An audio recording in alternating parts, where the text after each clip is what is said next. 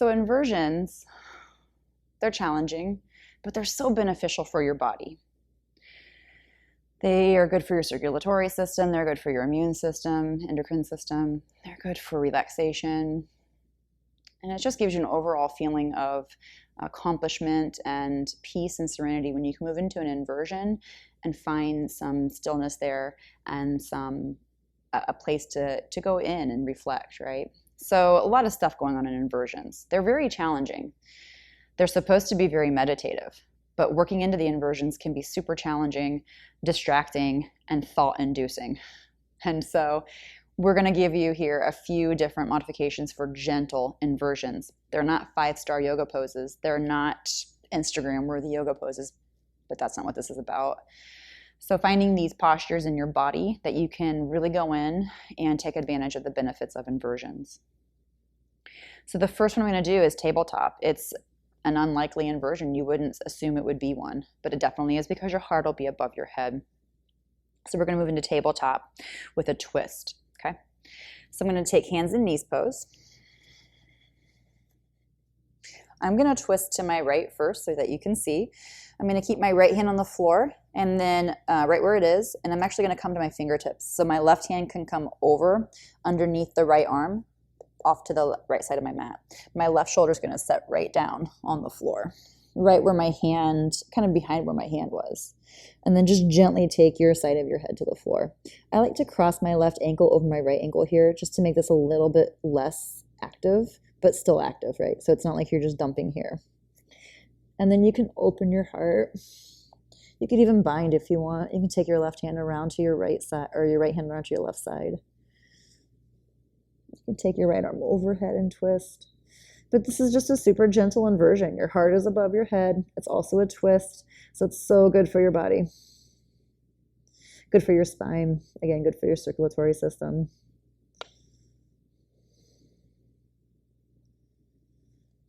Take your hand down and come back up. Push down into the floor.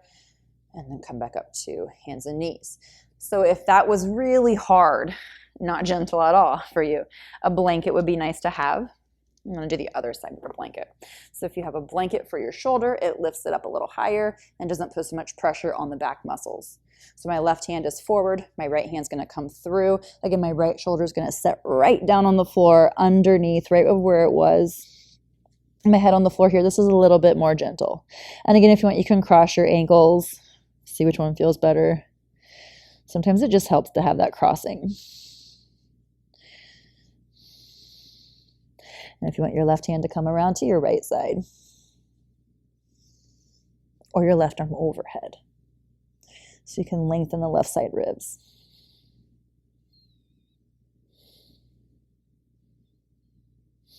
Right, and then left hand on the floor to push back out of that. So that blanket felt a little bit better, a little bit more comforting. Play with that and see which one feels better for you. Right, the next inversion I want to do is legs at the wall, and I'm going to use the blankets for like a little stair step inversion. So I'm going to set one blanket down up to the wall, so it's folded like a little bolster. I folded it in thirds, so I fold it in fourths and then thirds. So it's a longer bolster. And then I have another blanket here that I'm going to take and fold it in half and put it right there.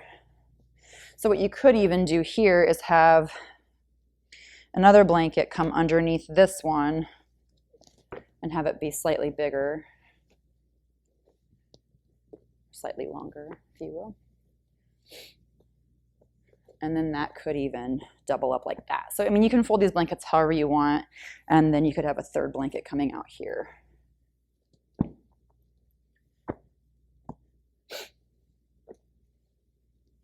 So it kind of goes right. Nice little stair step. Oh, look at that. Isn't that nice? It's like a little waterfall. It's so pretty. All right, so what we're going to do now is get on this. So you're going to sit on this and lie back over this, okay? So the best way to do this is to come up to the wall with your hip, feet on the floor, and then you're going to roll over. Use your hands to kind of situate yourself, legs up the wall, and then come down. And you might have to just kind of scoot yourself up a little bit more And then once you get there, you may have to adjust your blankets. If you want another blanket for your head, if this one's not going out there. I like the heart opening here. So I like that this blanket just comes right up under the nape of my neck. And it feels so good there. Legs up in the air. This is nice. If you feel like you want a strap around your thighs because your legs are falling open, you could definitely put a yoga belt around your thighs just to keep them there. Also, my sit bones are not to the wall. It gives you a nice little slight angle and doesn't put your hips in such an intense flexion, so this should be a little bit more gentle, so you don't have to work so much to hold your legs up. Also, that's not going to freak out your hamstrings so bad. Your hamstrings might not be as tight here. They might not feel as stretched. They might not feel like they're resisting, okay? You can put a soft bend in your knees too. So you can stay here for 3 to 5 minutes, longer if you can. If your toes start to get tingly, all you really have to do is move your toes, move your ankles around. The muscular engagement in your feet will pull the blood back up to your toes. And then if it's getting to the point where it's so uncomfortable, feet are cold and numb, then get out of it, right? It's too long. You got to work your way up to that. Eye pillow here is nice. This is a restorative approach. And if you have a sandbag or a weight that you can put on your foot that's not going to fall down and hurt you, you could drape a sandbag across your feet. It's nice to have here. It just kind of sets the femurs back down in the hip joints. We practice this in the studio with a sandbag. The teacher will come along and put that on the soles of your feet. And then when you're ready to come out of this, if you want to come out of this, heck, stay here as long as you can. It's so nice. Then you would just simply bend your knees and walk your feet off to the side. And take your foot to the floor first, your right foot to the floor first, and then lift your hips and come up off the blanket because you don't want to crash there. And I would suggest lying on the side for a moment and just to get your bearings, just to let your blood pressure come back to normal, and then come back up to seated. So these gentle inversions are going to be a little bit better for someone who is has high blood pressure, low blood pressure. That really... The best thing to think about there is if it's untreated and unregulated. Even if you have treated blood pressure, it can still be unregulated. So if your blood pressure today is not regulated, then maybe don't practice these inversions or don't practice them as long, but these are definitely going to be a bit better for you if you know you have blood pressure issues and it is treated and is regulated. Okay. The next one I want to do then is downward facing dog, which is classic posture, and it's also a classic inversion. So you could even keep this blanket up here for your head. I like to take that position in downward facing dog, or that support, and then also you could use an extra blanket for the bottoms of your soles, for the bottoms of your heels, and as many blankets as you need. So if your head needs a higher stacking, then you could take 2 blankets and pad them up, under here for your head, your forehead that is, and then the other blanket can come under your heels. All right, hands at the top of your mat, toes back. Your knees are behind your hips so that if you were to lift your knees and come into plank pose, then you could hinge your hips up and back and you'd be right there in downward facing dog. So my head is nowhere near that blanket. You could also put a block there too. The block is perfectly fine. In fact, sometimes the block is better because it gives you that gentle, it's a harder surface and flatter, so it just gives you a slight little pressure on the forehead, which is that third eye, and it's so nice. It's a good stimulation. So you can try that and see which one works better for you. And then your forehead can rest. Oh yeah, there we go. And so this is a wonderful inversion to be in. If you're treating downward facing dog as an inversion, you're not going to go balls to the wall with this posture, right? You're going to take it pretty chill. You're just going to let yourself enjoy this pose, okay? Another way that I like to do this, it really doesn't change the alignment or the setup of downward facing dog. It just changes the experience. So 4 blocks under hands and feet. All right, so I've got my 4 blocks. I've got 2 at the back end for my feet, and then 2 at the front end for my hands. And so they're gonna be hips width apart, shoulders width apart.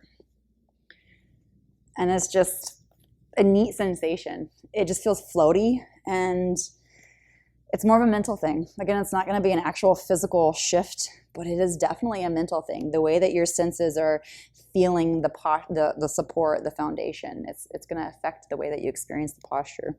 So toes on the blocks, feet on the blocks, hands on the blocks. Just feels pretty cool, man. I love this. This is so nice. Make sure that you're on a mat that is not going to slide. The blocks aren't going to slide, so be really careful with that. You may want these at a wall, so I would turn myself around and put my hands on the blocks behind me. but this is pretty sticky. It's not going anywhere. And just feel the difference here. It's just cool. I love it. Have fun. All right, so this inversion you may not stay in as long as you would the legs up the wall. You may only be in this for a minute, and that's a fine amount of time to be there. It's plenty fine. And then the next expression I want to show you is dolphin pose, and this takes it down to your elbows. So if you're having wrist issues in downward facing dog, dolphin pose is the best modification for that. And then also you could lift your wrists up. So if you're having some wrist pain in Adho Mukha Svanasana, downward facing dog, you could put the blanket under the heels of your hands. I don't like this because it's too squishy. So what I actually do is pull the mat back and put this blanket under the mat so that when I take my mat back over the blanket, there's still some sticky mat coming off the blanket. So it's just a speed bump. Then your wrists are elevated. Your heels of your hands are elevated. The wrists aren't in such an intense angle. Hands are still on that sticky mat, and you're not going to slide anywhere. The only problem here is if that mat is sliding around, but we're not doing a fast vinyasa flow where you're shooting back. Okay, so this would help you with your wrists. And then you could have something under your heels. And so that's really nice, right? But going back to dolphin pose, then if you are working towards Shirshasana or headstand, the gentle way to work into it, of course, is dolphin pose.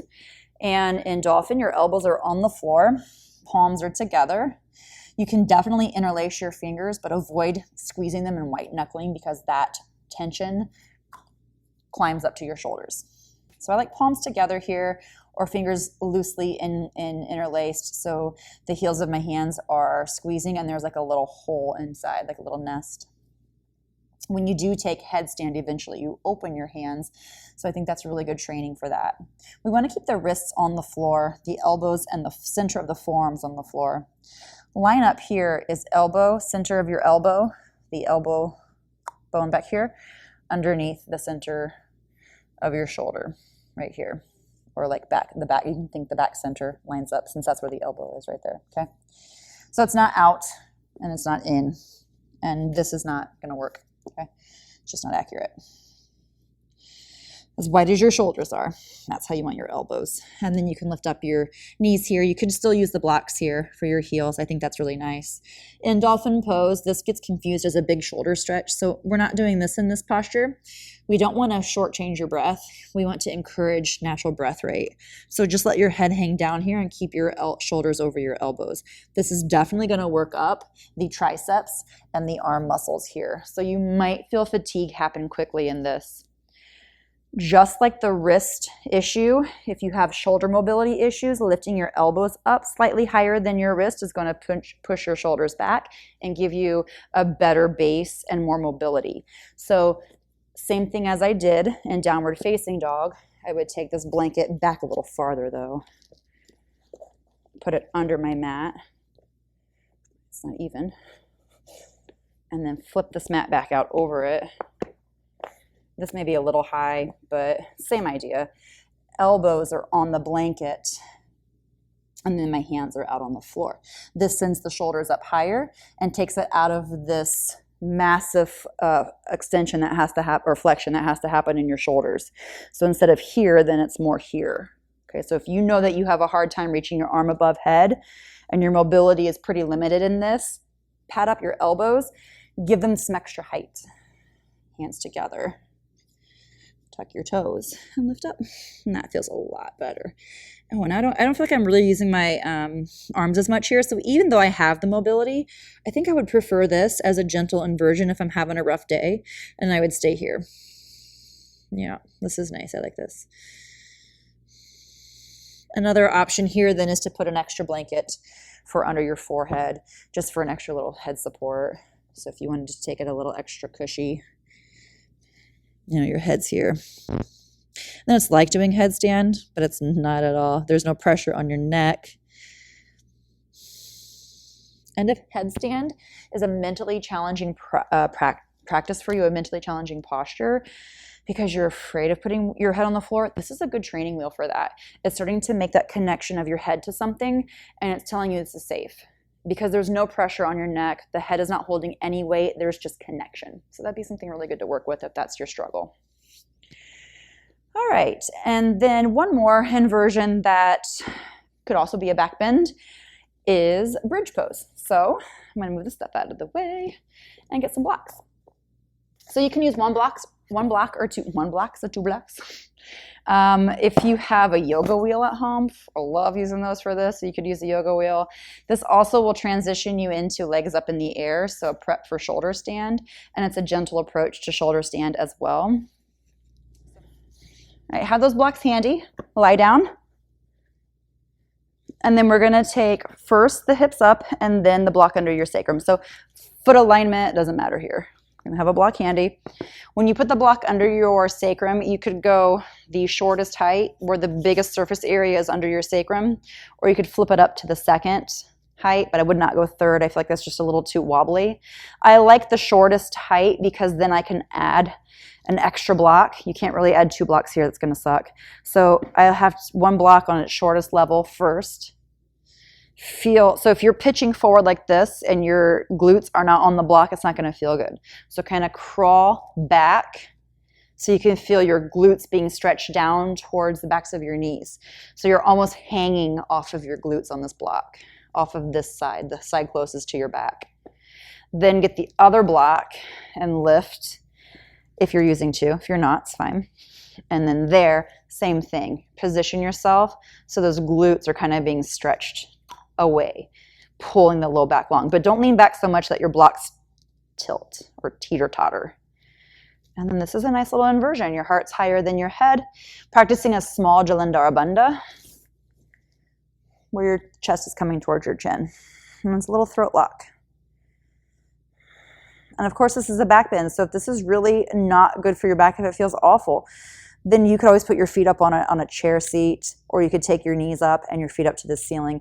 And then here is that modified version of shoulder stand, where your feet are coming up and your upper neck is super spacious, right? And so for this, I'm going to have my hips down on that block a little bit more. There we go. And then shoulder stand right here, okay? If you're feeling like your chin is right into your chest, right, that's no bueno. So the fix for that is a blanket. And you're going to take the blanket and open it up. I'm going to take it back into a quarter fold and then another half fold. So I'm going to take this under my shoulders. So my head is off the blanket and my shoulders are on the blanket. You could use as many of these as you need. So if you need two blankets, use two. But I like it, and I say two instead of folding it up like this, because you want to be able to have all of your upper arm bone on this blanket. Get your blocks handy. Lay back so your shoulders come right to that blanket and your head on the floor. Start with one, see how it feels, and if it's not enough, put two. Hips on the blocks or block. And this feels really good. Actually, this feels much better. So now I feel really open in my chest. And again, there's a very, very slight Jalandhara Bandha. It's not like this, right? So you shouldn't feel it crunched. Gentle, right? It's the whole thing here, gentle. Gentle is the new advanced, man. It's so hard to do. Great little inversion here. Again, it's safer for those who feel like inversions make you lightheaded or dizzy or make you nauseous. Okay, sometimes inversions can make you sick to your stomach. And then here you can pull your knees in and straighten your legs up into the shoulder stand, and now you've got more space in your upper back and neck. So yeah, I like the blanket a lot better. In fact, I might even have two blankets here. All right, and enjoy that as long as you want. And then bend your knees, feet to the floor.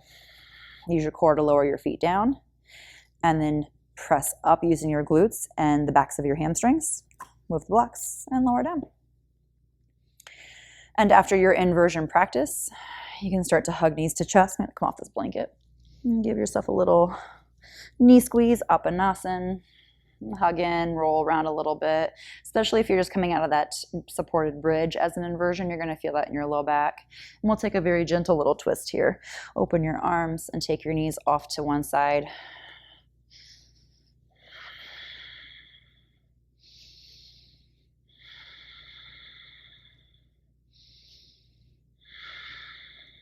And then come back up through center, little rock and roll side to side, and then take your knees off to the other side.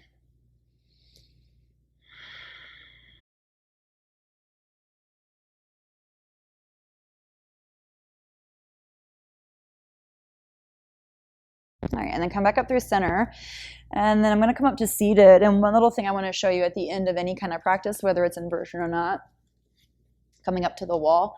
And you're going to take a block, and it's going to be the skinny side of the block against the wall and the other skinny side against your sacrum. I'm going to come up into an easy seated position. So the block is not on the floor.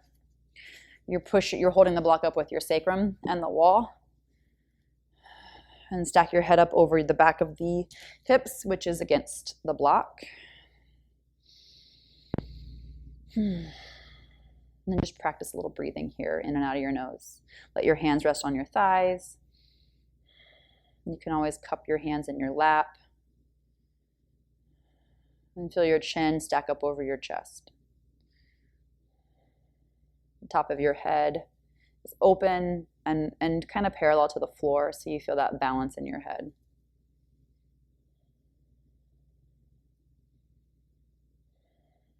All right, stay here as long as it feels good, just to ground, especially after the inverting practice. All right, thanks, yogis.